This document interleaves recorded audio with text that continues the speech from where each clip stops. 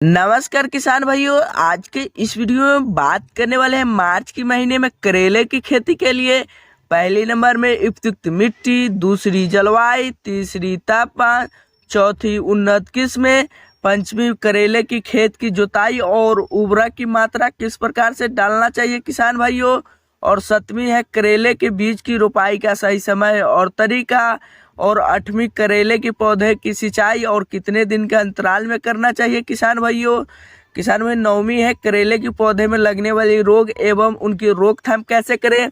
तो किसान भाइयों इस 9 इम्पोर्टेंट महत्वपूर्ण जानकारी देने वाले हैं किसान भाइयों।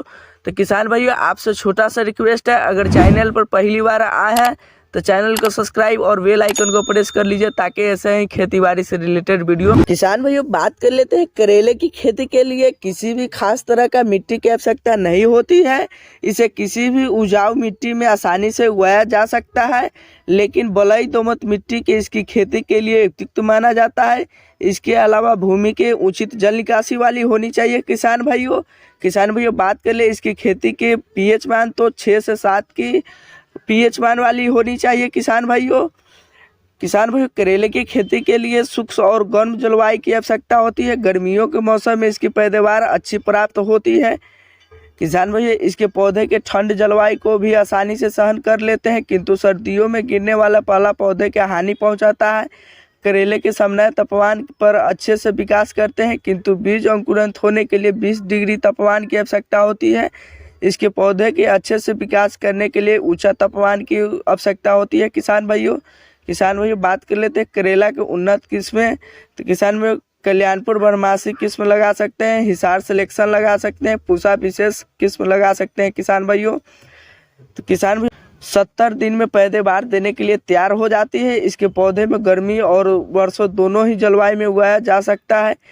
इसमें निकलने वाले फलों का रंग गहरा हरा होता है। 1 एकड़ खेत में तकरीबन 60 से 65 क्विंटल के उत्पादन प्राप्त किया जा सकता है किसान भाइयों हिसार सिलेक्शन के इस किस्म का अधिकतर उत्तर भारत में उगाया जाता है। इसे पंजाब हरियाणा में अधिक पसंद किया जाता है। इसके पौधे के कम फैलावे वाले होते हैं। 1 एकड़ खेत में 40 क्विंटल की पैदावार किसान भी पूसा विशेष की किस्म बहुत ही कम समय में पककर तैयार हो जाती है। इसके पौधे के 55 से 60 दिन में फल देने लगते हैं। इस किस्म के पौधे पर निकलने वाले फल आकार में कम लंबे और अधिक मोटे होते हैं किसान भाइयों, जिनका प्रति एकड़ के उत्पादन 60 क्विंटल के आसपास होता है किसान भाइयों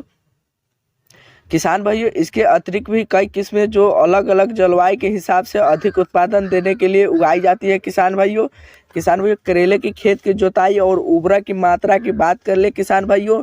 तो करेले की फसल में खेत में लगाने से पहले उसके खेत को तैयारी 20 दिन पहले की जाती है। इसके लिए सबसे पहले खेत जुताई मिट्टी पलटने वाले हैलो से गहरी जुताई कर दी जाती है किसान भाइयों।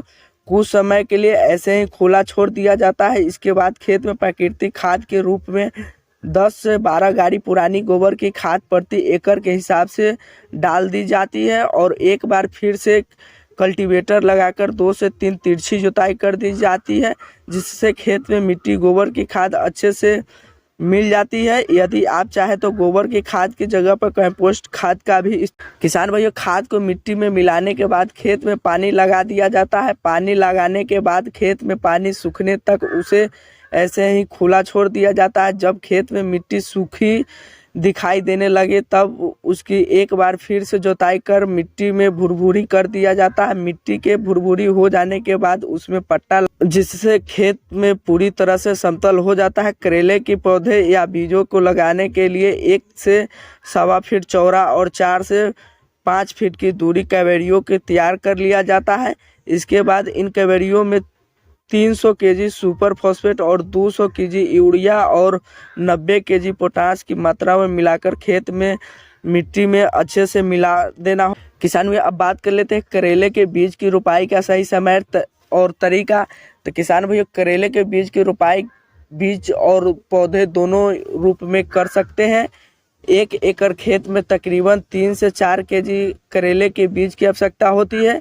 यदि आप इसकी रोपाई पौधे के रूप में करते हैं तो आपको इसके 1 महीने पहले तैयार पौधे को किसी भी सरकारी रजिस्टर्ड कंपनी का खरीदना होता है किसान भाइयों। खरीदे गए पौधे बिल्कुल स्वस्थ और 1 महीने पुराने होने चाहिए किसान भाइयों। करेले की फसल पूरे वर्ष ही उगाई, किंतु मैदानी क्षेत्रों में संचिता स्थानों पर इसके पौधे की रोपाई फरवरी और मार्च के महीने में की जा सकती है और अनसिता स्थानों पर मई से जून के महीने में की जाती है किसान भाइयों। चूँकि करेले के बीजों की रोपाई क्यारियों में की जाती है, इसलिए खेत में 4 से 5 फीट की नालियों क्यारियों को तैयार कर ली जाती है। इसके बाद इन क्यारियों में 2 फीट की दूरी रखते हुए बीजों की रोपाई की जाती है किसान भाइयों। पौधे के रूप में रोपाई के लिए खेत में 4 फीट की दूरी रखते हुए 1 फीट चौड़ा और गहरे गड्ढा को तैयार कर लिया जाता है। इसके बाद इन पौधे की रोपाई गड्ढों में कर दी जाती है किसान भाइयों। अब बात कर लेते हैं करेले के पौधे में सिंचाई। तो किसान भाइयों, करेले के पौधे में को समय सिंचाई की आवश्यकता होती है। सर्दियों के मौसम में इसके पौधे को 10 से 15 दिन के अंतराल में तथा गर्मियों के मौसम में 5 दिन के अंतराल में सिंचाई की आवश्यकता होती है।